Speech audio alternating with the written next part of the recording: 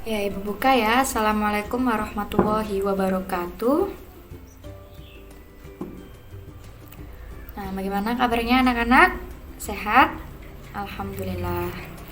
Nah, sekarang sebelum kita mulai pembelajaran kali ini, langkah baiknya kita berdoa dulu ya. Yuk, berdoa mulai.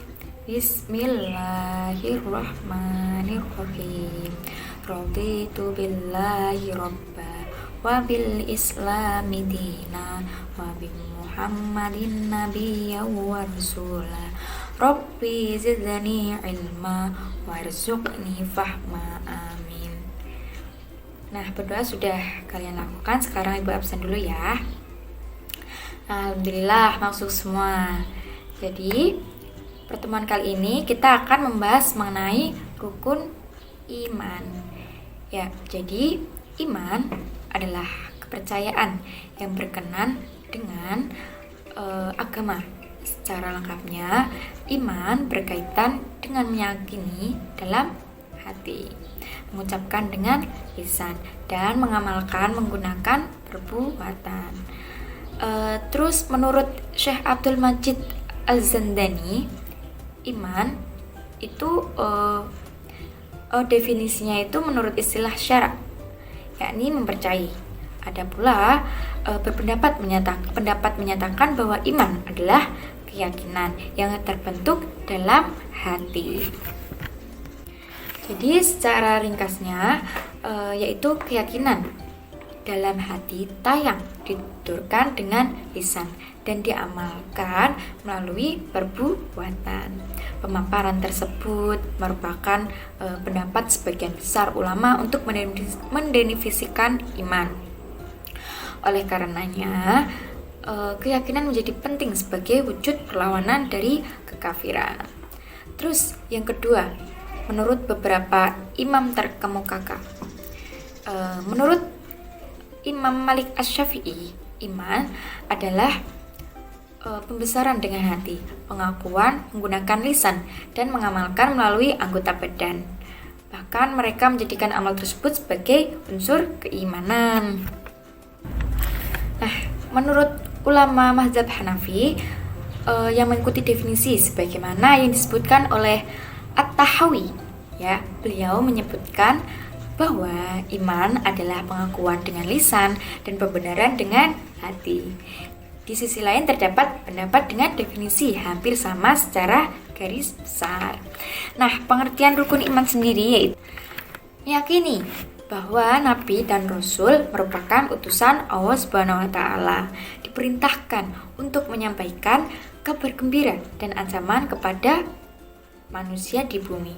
Dengan adanya berbagai ajaran agama Islam digunakan untuk mengisi ruang batin manusia dengan kebahagiaan. Namun, pada kenyataannya tetap terjadi kecemasan, kekuatan, kekhawatiran, dan perasaan negatif lainnya.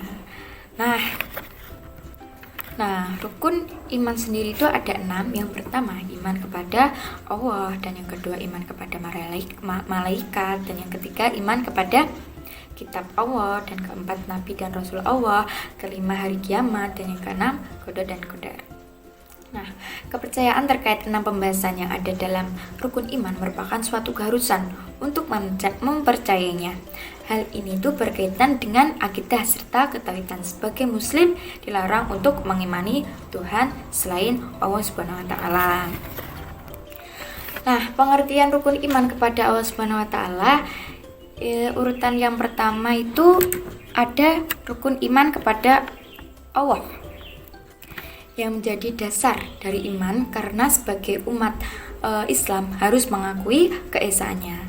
Dia merupakan pencipta di alam semesta, penguasa langit maupun bumi, serta Tuhan yang wajib disembah dengan sifat tidak beranak dan tidak diperanakan. Ya, pintar. Terus yang kedua yaitu iman kepada malaikat. Nah, rukun iman kepada malaikat itu merupakan makhluk Allah yang diciptakan dari nur atau cahaya dan tidak diberikan nafsu. Oleh karenanya mereka selalu taat pada segala perintah serta ketetapan Allah. Meskipun tidak terlihat sebagai manusia, harus meyakini keberadaan dengan tugas sendiri. Terus Selanjutnya, yang ketiga yaitu pengertian rukun iman kepada kitab Allah Subhanahu wa taala. Allah menjelaskan ajarannya melalui kitab diturunkan kepada para rasul melalui para perantara malaikat. Ajaran di dalamnya harus disampaikan kepada umat manusia yang mengimaninya secara utuh tanpa adanya kelalaian. Ada banyak umat terdahulu yang terkena azab karena kelalaiannya. Seperti itu ya, itu untuk rukun iman kepada kitab Allah. Sekarang yang keempat itu rukun iman kepada nabi dan rasul Allah Subhanahu wa taala. Nah, jumlah nabi dan rasul wajib diketahui yaitu sekitar 25 yang diturunkan pada umat dengan karakteristik masing-masing.